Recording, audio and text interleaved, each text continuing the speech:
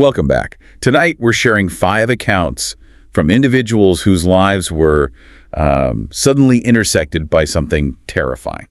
And these aren't just stories. These are documented moments where the line between normal and, well, horrific was just completely erased. Right. We're going to present these exactly as they were shared, focusing on the details that, really stick with you. Let's start with the first one. It takes place deep in the woods of Arkansas. Okay, so our narrator, a guy named Caleb, he grew up hunting near this cabin in central Arkansas. His great-grandpa built it way back in '84, so it's remote, very remote. 2 years ago, he's out there for the preseason muzzleload hunt with 2 friends, Boston and Cody. They're looking for a new spot, maybe a mile from the cabin. And that's when they find it. A pile of rocks that, on closer inspection, is actually a grave. It belongs to a man named Ed Crane. They're mostly just curious, They take some pictures, find a good spot for a new hunting stand about, 30 yards away from the grave, and move on. So, fast forward 3 weeks. It's the official season. Caleb goes back, but it's just him and Austin this time. And Caleb decides, I'm going to try that new stand. The one right near the grave. Exactly. He heads out super early, like 4:45 a.m. It's pitch black.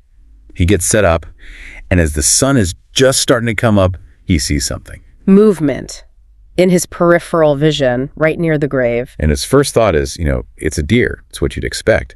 But he looks, and there's nothing there. The mind trying to rationalize it. Totally. But then he hears something that he just can't rationalize. He hears the word hey. And the description is so specific. He calls it an almost whisper scream. Yeah. And it comes from directly behind him. It's so sudden, it physically shakes the stand he's sitting in. He grabs his headlamp, scans for a good 5-6 minutes. Nothing. And he's just starting to calm down, right? It's about 7 a.m. And he hears it again. This time it's crystal clear. It says, hey, Caleb. His name.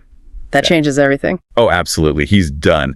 He grabs his gear in a complete panic, accidentally leaves his hand radio, and just speed walks back to the cabin. But it's not over. When Austin gets back, the first thing he asks is if Caleb was screaming into the radio. Which he wasn't. And as they're talking about it, Austin's radio, which is clipped to his vest, just starts making this awful sound. Not static, though. He described it as organic, an incoherent screeching sound. And the final piece, the radio Caleb left at the stand. Gone.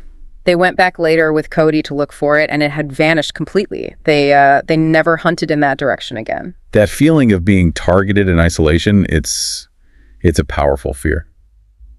Our next story shifts from the woods to a footbridge, and the threat is very, very human. This happened on a cold December night. The narrator and his friends, Todd and Tristan, were just bored, taking pictures at a train station. Just messing around.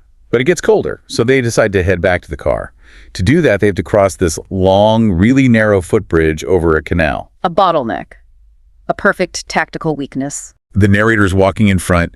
He turns around, mid-laugh, to say something to his friends, and he freezes. What does he see? Just a few feet behind Tristan, there's a man. He's dirty, wearing a plaid shirt, a ball cap, and in one hand, he's holding a cigarette. And in the other? A large kitchen knife, clear as day. Wow. Okay. His reaction is, I think, what saved them. He doesn't scream. He just whips back around, pretends he saw nothing, and starts walking. Fast. A signal to his friends that something is very wrong without alerting the attacker. Exactly. They catch on immediately. But the man is so close now, he looks like he's just part of their group. They get to the end of the bridge, and the narrator knows they can't just run. So he makes move? He raises his camera tripod, holds it up like an axe, just a clear signal that he's ready to fight. A deterrent. And it worked. The man just takes a sudden left turn and vanishes into the dark. But the truly chilling part of this story comes later. Days later.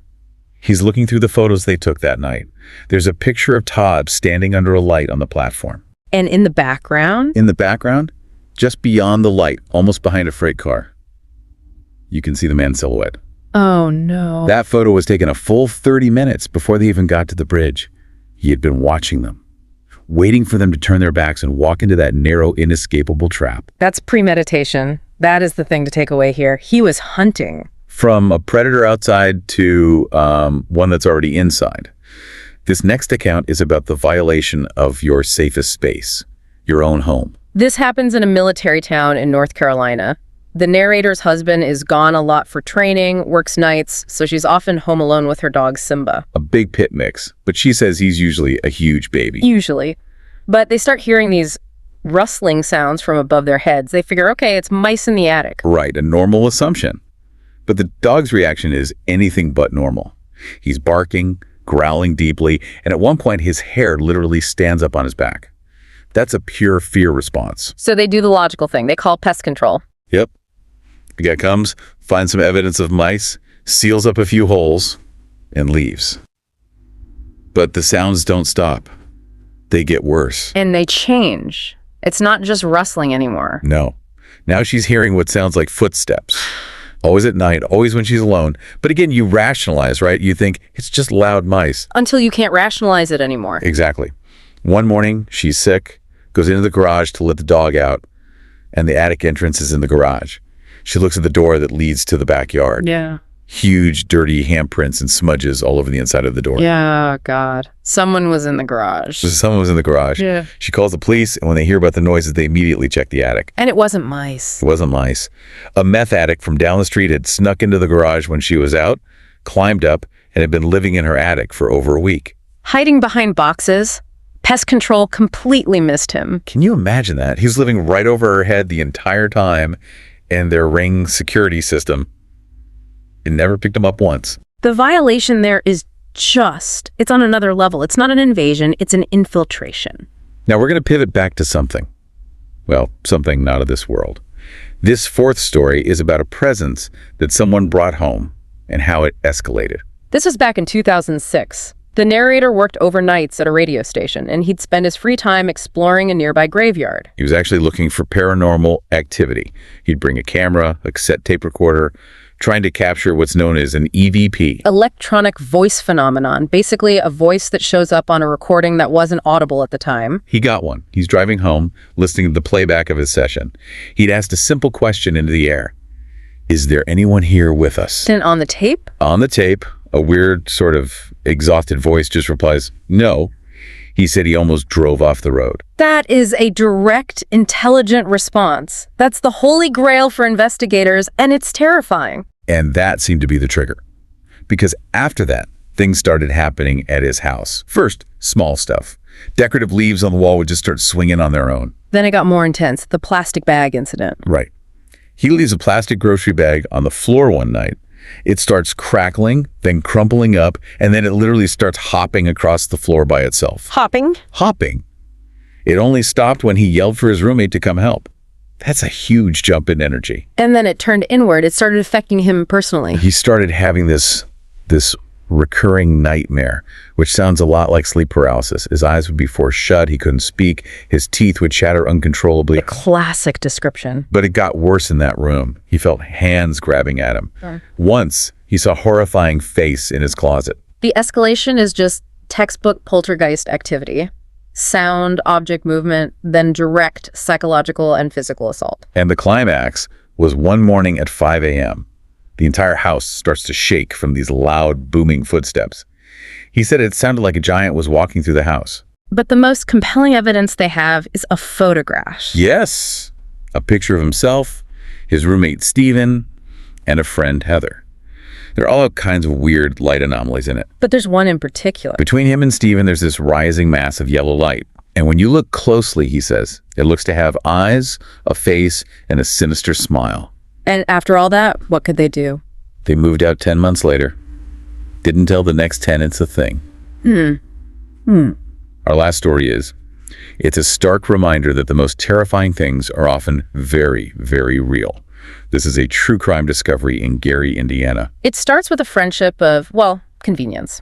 The narrator's friend, John, was 27 and lonely, and he started hanging out with a guy named Rich. And Rich had a very specific and very dangerous hobby.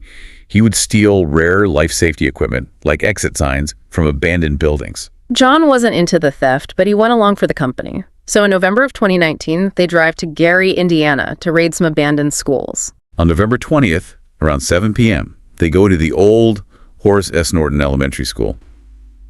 Place just reeks of sewage and decay. Rich starts doing his thing, stealing signs. They make their way towards the gym. And that's when John sees it. Yeah. A trail of blood on the floor. He follows it with his flashlight, and his life changes in that second. He finds a body. He finds a body, a 27-year-old woman lying in a pool of her own blood. He gave this one gruesome detail that just sticks with you. He said her arms were up and her hands were curled in the shape of a dinosaur. Probably rigor mortis setting in. Oh, that's horrible. John just screams, but Rich's reaction is telling. He just whispers, "Shh, they may hear us," and then tells John to never, ever say anything about it. Self-preservation, he's worried about being connected to the scene. But John did the right thing. As soon as they got back to their hotel, he called the police. And they were able to identify her. Yes, she was Adriana Sal. She'd been missing for 2 days. She'd been lured there for a robbery that went horribly wrong. And they caught the people who did it. They did. A teenager and 2 accomplices. They were tracked down through text messages and charged as adults. John, obviously, is no longer friends with Rich. A case where the monster wasn't a ghost in an abandoned building, but just people. So we've covered a whole spectrum of fear tonight, from a whisper in the woods and a stalker on a bridge to the unimaginable reality of finding a murder victim. The one thread that seems to run through all of them is this idea of an unseen threat. The stalker watching for 30 minutes, the man living in the attic, the entity moving things when no one was looking. It's about how quickly your feeling of safety can just evaporate. And that really raises a question for you listening. How many times do we see something that's just a little bit off a noise, a shadow? We just explain it away. We tell ourselves it's just the wind or just the mice. We do it to feel safe. But what if the truth is something far more sinister, something we're just choosing not to see? It's about analyzing your own environment, staying aware. Thank you for joining us on this unsettling journey. If these accounts chilled you and you want to follow more true tales of horror and crime, we ask you to please like, share, and subscribe to our channel, Horror Docs. We'll see you next time.